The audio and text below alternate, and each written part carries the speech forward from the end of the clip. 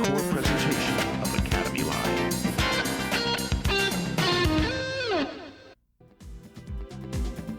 Butch Harmon is one of the best-known teachers in the world because he's one of the most successful teachers in the world. When Greg Norman was the finest player on the planet, Butch was his coach. When Darren Clarke and Tiger Woods met in the final of the 2000 World Golf Championship conducted at Match Play, both finalists tuned up with their coach, Butch Harmon. He makes great players greater, and he has had equal success turning 100 shooters into players who can now break 80. Lower your scores and increase your understanding of how to do it tonight on Academy Live with Butch Harmon.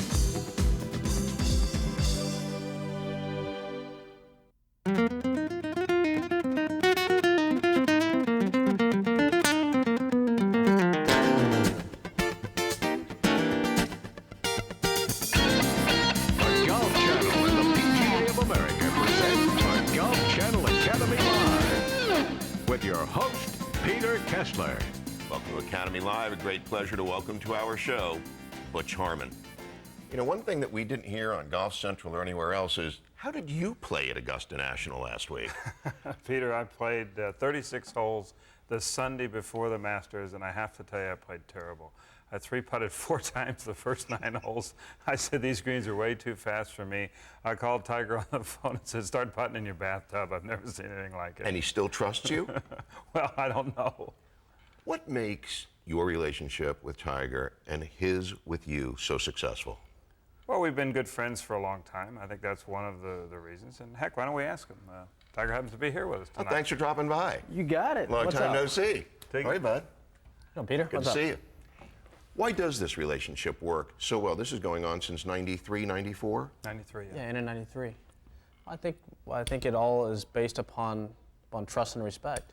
You know, I obviously have a lot of respect for Butchie and what he does with my golf swing and what he knows and the knowledge of his golf about my golf swing. But more importantly, we've become such great friends, like brothers, that we needle in each other, give each other hard times, and it's pretty cool. You give me a hard time? Yeah. How good a student do you think you are? Of the game? Of the game and a student of his? As far as my knowledge about my golf swing. And open-mindedness, too. Yeah, no doubt about it. I've always been referred to as a sponge. Always like to just soak in knowledge, and I'm very curious, very analytical and very curious that he's gotten to the point where he doesn't let me look at my videotape that much because I'll nitpick it too much. How do you two discuss when you don't win something that you've pointed to, because there's, in the Masters field, 94 other guys that you've got to beat? How do you accept the philosophy that you aren't going to win all of the ones that you want to, but retain the confidence that you can the next time out? What kind of conversations do the two of you have about that? I think the important thing, and Tiger's goals are the same as Jack Nicklaus, to put himself in a chance to win on the weekends, on Sunday, going to the back 9. If he can play himself into a position where he has a chance. He actually did that this weekend. He had a putt on the 9th hole to go 5 under par and 2 behind the lead. If it had gone in and a couple others had gone in, you never know what's going to happen. VJ played great, not taking anything away from VJ. But that's Tiger's goal, and he's really done a good job of doing that. You know, when a great player doesn't win, sometimes he doesn't get the break, sometimes he doesn't get the bounce, and when things go your way, you know, that's the ball that just clears the bunker as opposed to going in the lip. Is that the kind of philosophy you have, that some weeks it's going to be yours and some weeks it's just not, that you're not going to get the bounce that VJ did, for example, on 12? Well, I think that's just in the lap of the golfing gods. Sometimes they look upon you in a good way, and other times they say, you know what, you're not getting it this time. And that's just part of playing the game, is that you're going to get good breaks and you get bad ones. But you know, if you just keep hanging in there and keep grinding, keep working on your game, that eventually, you know, you're going to get some breaks go your way. You know, Peter, sometimes you go out and you play very well and you don't win the golf tournament. And other times you go out and you don't play quite as well and something happens and you do win. Tiger played very well last week. At the end of 36 holes, how many shots were you behind David Duval? A lot. He was way behind David Duval, and he had hit more greens than David Duval had, so he hadn't made any putts. He goes out on the weekend and shoots the lowest score on the weekend of anybody in the field. So, you know, some days you play good and it doesn't happen. The other days you don't play as well and it does. I think the whole key is, as Tiger says, just keep putting himself in position and the wins will come. How do you rate your performance last week in your own head relative to what you were really hoping to do, the overall? Obviously disappointed in the fact that I didn't win, but also very proud. The fact that I hung in there, and even though I messed up Thursday by making a double on 10 and a triple on 12, that kind of put me behind the 8 ball. But I fought back and got myself right back in the tournament. And even though the conditions weren't as severe as they were in the afternoon on Saturday, in the morning, they still were pretty tough. And I went out there and made 4 birdies in a row right before the rain delay. Went right back out there and played solid golf coming in to get myself in red numbers with a chance to win. And I came close. And that's all you can do is just try, and sometimes it just doesn't work out. Your body is different. Your swing is different than the last time you visited us in the studio. What's a typical work day when you're not playing in the tournament? What do you do for your body? What do you do to your golf game? It all depends when it is. Like right now, I'm not doing anything. I'm taking a little time off, a little R&R, and then as tournament gears nears, I'll start working out a little bit more, and I'll spend a little time in the gym, and I'll hit a lot of golf balls, work on certain parts of my game, chipping and putting, mental strategy, whatever it is. I'm getting ready for the next event. But it all varies, because certain days I'll get out there and not do anything. We were getting ready for the Masters, and one day we just took a day off, which we don't normally do, but I needed it. I felt like I've been grinding hard enough. We put in a lot of work. Now just take one day off, and it's not going to kill you. But just take a day off, not do anything, and the next day get right back at it again. Now, it's no secret what the long-term plan is with regard to the majors. The great players point to peaking 4 times a year, but there's other great tournaments in between those majors. How do you now look forward to the Open in some way and work on the things that you're going to want to before going out to Pebble, but still focus on the near term? Well, really what Tiger tries to do is always get better. One of the things I love about Tiger as not only as a friend but as a student is his desire to get better. He's never happy with anything. As he said, he's such a perfectionist, so much so that I've stopped bringing my video camera to the tournaments with him because he wants to look at it and nitpick everything. And he has enough trust in my eye to know when I tell him something that I'm usually right on about what I'm telling him. But he has so much desire to compete and to be the best. Yes, we really look for the majors. That's what you're judged by. But there are other tournaments, and you play yourself up to the majors. You just don't play 4 tournaments a year. You'll play, what, 22 or 3 tournaments in a year? Probably about 25 worldwide. Yeah. So you work on your game, you work on the things that are important. We had a discussion at the end of the year. He led the tour in greens and regulation. He hit, I think, 73% of his fairways. He says, no, I want to be top 20 in fairways and regulation. I think you were 18th going into the Masters, so he's done that. He's done all his stats have gotten better and better, and that's just hard work. That's what he says. I want to be number 1. I want to be Fred Funk. He told Fred Funk that. I'm coming after you. I'm going to hit as many fairways as you do. And Freddie says, but you can't drive with a 4-iron. Yeah, because he can pick the stripe that he's going to hit on no the doubt fairway, about right? it. The but, one that's but as long as there's a fairway, there's a fairway. I'm going to try and hit it. A lot of folks thought that the final round that you played at Bay Hill was airtight. A lot of people said it was sort of Nicklaus-like in the sense that he played the smart club from the tee. He went to the fat side of the green. He was thinking just keep making the pars and let the birdies fall where they will. How did you grade that performance relative to what you'd like to see him do in an Open performance? I thought he played very well the last round at Bay Hill. Tiger's learned a lot. I mean, he's grown up a lot, not only as a golfer, but as a young man. If you watched last year in the 8 or 9 tournaments he won at the end of the year, the start of this year, he shot 71 and 72 sometimes on the last round. He's learned you don't have to shoot at every pin. We talk about it a lot, that Nicklaus won a lot of tournaments that way. When you have the lead, make them come get you. Don't short side yourself, meaning miss the pin on a wrong side where you can't get up and down. And at Bay Hill, you had the lead, and you just put the ball where you told me that you very seldom shot at a pin that whole day. That's right. I think I told Stevie I fired about 4 pins all day. All grown up at 24. Well, compared to before. Let's take a little break. When we come back, will you guys show us what you're working on? Sure. Okay. You got it. We'll do that in just a moment. Don't go away.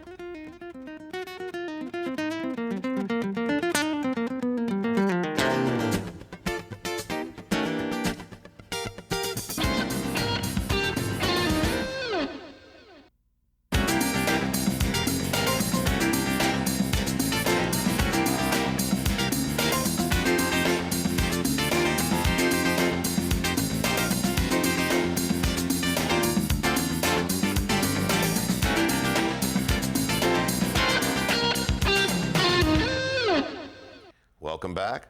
What are you working on? Well, really, I'll let Tiger explain it to you more than anything. We've done a lot of work since you won the Masters 3 years ago, from a swing that we thought worked pretty good then, and we realized it wouldn't work good for longevity. And why don't you take them through what you've done? Okay, let's see. We've changed my left-hand grip, made it a little bit weaker. We've, narrowed my stance a little bit, tried to get the club up a little earlier, keep the club head in front of my hands a little longer, going back, higher right arm. Then from there, round off the left arm, make it a little flatter at the top, left wrist. That's right. Left arm up a little higher. Then from there, get the club down in front of me. From here, there I can arc it off with a little bit of a bow in my left hand to a nice short follow through. What does arc it off mean? You know, the swing plane is on an arc, and what you want to do is have it come down on the same arc as you. It's a little bit more inside as versus your backswing, but still you want to feel like you come down, and the bottom of the arc is right where the ball is, not before that or not after it. And that's what the A bottom. lot of the changes, Peter, the Tiger's made, and he had to get stronger to make them, and he really has. He's what are you, about 20 pounds heavier now than when you first came on the tour? Yeah, I came on the tour at 158, now I'm 180. Yeah, so he's really worked out and got stronger, and that's allowed you to do the things in your swing that we've worked on. Let's take a setup here, and we'll talk a little bit about your takeaway. We're trying to get the club what you feel is a little earlier wrist set. And the key here is just to keep the right arm higher than the left. So many people get this club, as you did when you were younger, sucked in on the inside. And then when you go to the top of your swing, probably the biggest change that Tiger's made is he's really tried to get his hands in front of himself coming down. In other words, arms in front of the body, where the club used to lay down. Show them how, your old swing when you used to get stuck. My Olay swing? Yes. I go, Olay! That's the lay the shaft down 16th tee Players Championship, right? You know, and that's just because of a product of being a junior golfer. All junior golfers fire their hips hard, get the club stuck from the inside so they can flip it, hit the ball long ways. Yeah, you hit the ball long ways, but it's hard to control. And under the gun, like a lot of pressure on yourself, it's really hard to hit the ball a specific distance with the correct shape. On a normal swing now with your driver, how much shorter do you feel you are than in '96 when you turned pro, off the tee? With a normal swing, not trying to hit one really hard. Probably a good 10 to 12, 15 yards. Yeah, he's probably, to make the changes that he needed to make and to get more accurate, as he told you in our last segment, because his goal is to lead the tour in driving accuracy, which would be an incredible feat as his length. He's had to give up some of the distance. And giving up the distance doesn't mean it's still not in there, because you've still got that 30 or 40 yards if you need it. I can still hit about at least a good 30 when I want to, but the problem is I don't hit the ball obviously as accurate. When I really want to step on one, I'll probably increase it by about 20 yards. How tough was it to get the arm swing shorter and in sync, so where you really trusted it like you do now? You know, we hit so many golf balls. What the drill I absolutely could not stand, and I still can't stand. Let's see it then. Is that take the club up to the top and stop, and then come down and hit the shot. And this is a drill that he made me do for hours upon hours, and we're out there sweating. It's 100 degrees out there. You were sweating. we were both working pretty hard, but the thing is, it's just something I needed to do to feel where he wanted me to put it, and then from there, let the arms fall down in front of you. The whole key was to get the club in a position at the top where he just felt as he transferred his weight, his arms would fall down in front of him. Now, to get that feeling, and this is good for the average golfer who's watching, here's a guy who's the best player in the world who hits more balls than anybody on the planet, and it's taken him over a year to feel comfortable with that, hitting thousands of balls, where the recreational golfer takes one lesson for 30 minutes from their local PGA pro, and they just figure they've got it. They've got it made by doing that. And so it just tells you how hard you have to work at this game. This man works harder than anyone I've ever seen. Greg Norman, when I worked with him, was the hardest worker I'd ever seen until Tiger came along, and he works harder than even Greg did. And to be good at any level, you have to put in the time and you have to work. Because he said he hated that drill. When we used to do that drill, he goes, oh, no, you're not going to make me do that again. I said, yes, we haven't got it. You're going to do it until you get it. True. Gosh, Butchie, I hate you when you make me do this, he'd say. Well, it's such a frustrating drill because obviously you don't have the power, but more than anything, you can't cheat. And you can fake it in your real swing at the real speed, but you can't fake it at that speed. When you take it up to the top, stop, then go, there's no faking it. When you do the go, is it you really working hard to allow the arms to fall down and leaving this feeling stable? For me, I've always been a person who would come down and fire the hips so hard and so fast that obviously the club would lag behind me. But you wouldn't tell most golfers this, is to try and, for me, what I try and feel is let my arms beat my body down. I try and feel like my arms come down first and exit through the ball first when my hips don't move. That's for me. That's the feeling. That's as the opposed feeling to the I have. reality. It doesn't even come close to that. Obviously, Right. I'm more like this at impact. But for me, it feels like, obviously, my arms are winning the race, and my body is not popping out of the golf shot. I used to have a problem of laying the club down like this, then also popping out of it with my body, and my spine angle would change, and I'd chase my right hand. That's the shot I had, and I still have it every once in a while. A lot of people at home have that shot too. Well, they don't have it at 150 miles per hour like he does, that's for sure. But really now he tries to hold his hips and get his arms in front of his hip motion. Where if we told an average person that, they do that all the time, they'd be staying back here and just throwing their hands at it and never hit it. And like he says, that's a feeling. And the one thing Tiger and I talk about all the time is that feel and real are not the same thing. What you feel you're doing, you're very seldom doing. True, very true. What kind of tension do you feel in your lower body as you set up to the ball? How relaxed versus not is the feeling, the athletic readiness kind of a sense? To be honest with you, Peter, I just sit up and I just go. I mean, I'm being dead honest. I don't feel like I'm trying to put more weight on the balls on my feet, more weight on the right side or left side. I just get to a position where I feel comfortable. And whatever shot I see that I want to play, because I play a lot by feel. When I'm out there, sometimes I'll feel, certain days I like to try and hit a cut, or I'll close my stance that day, which is completely opposite, but that's what I feel is going to work best that day. So I play a lot on the moment, and I just play by feel what my hands and my body are telling me. In address position, the thing we work on the most is really your spine angle posture. That's something we work on very hard, is try and keep my spine straight, because I have a tendency of getting a little slumped over, and from there I like to suck the club inside. Let's show them the difference. Take a sit up where you're out of position, where you get a little slumped in, the head's down a little. And what happens now, he's going to have to come up to hit this ball. Now go Not only that, I also take the club inside too. He usually always goes inside. Now take your good posture. You can see the chin gets up, the back is much straighter if we look at this position right here. You can see there's a lot of room from his chin and his chest. This just allows the turn, the right shoulder to get underneath the chin. What people don't realize, and Tiger and I work on this all the time, especially when you're in my studio in Vegas, is that so many things take place before you hit the ball that cause you to make bad swings, and the average player never even thinks about that. And we're always talking about posture, ball position. Grip, you name it. It has to do with just a sit up and trying to get aligned.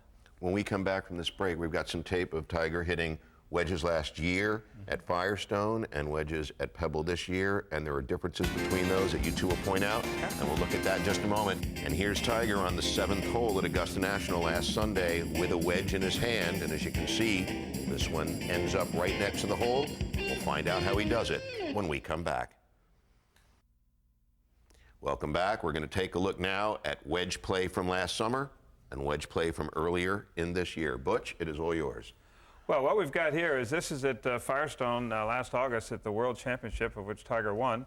On Saturday afternoon, I think you shot 62 this day, didn't you? Seemed to knock it stiff every time. We had worked very hard on trying to get the left wrist bowed at impact and really bring the trajectory down. We look at a setup position. The ball is kind of back in the stance here a little. Let's go ahead and run this tape, and we'll talk a little bit about it.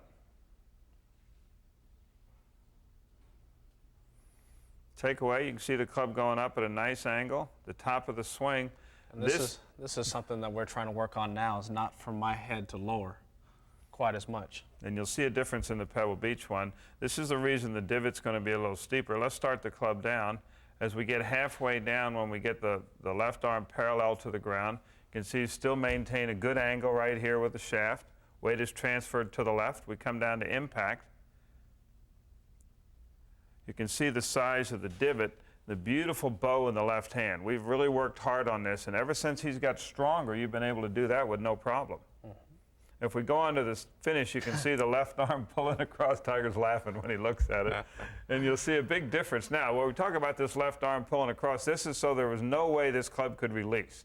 This was just going to put the bow in the left hand and carry it all the way through.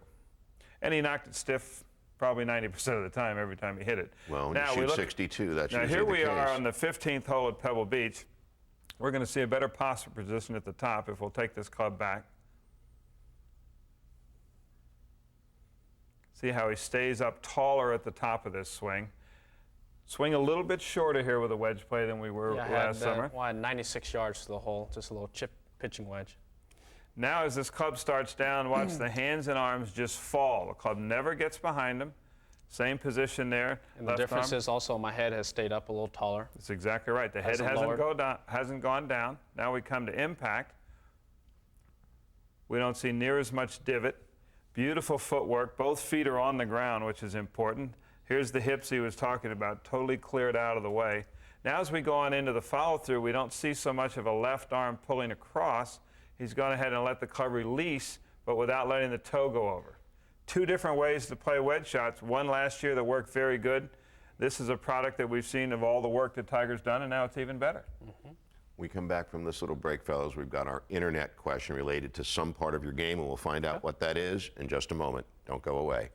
I want you to know that we have a website. If you're not familiar, thegolfchannel.com. When you go to the Academy Live section, you can find out who's going to be on the show. You can take lessons from teachers like Butch Harmon. You can find out the credentials of teachers like Butch Harmon. And of course, you can find out when your favorite shows will next air on the Golf Channel. Be right back with Tiger and Butch.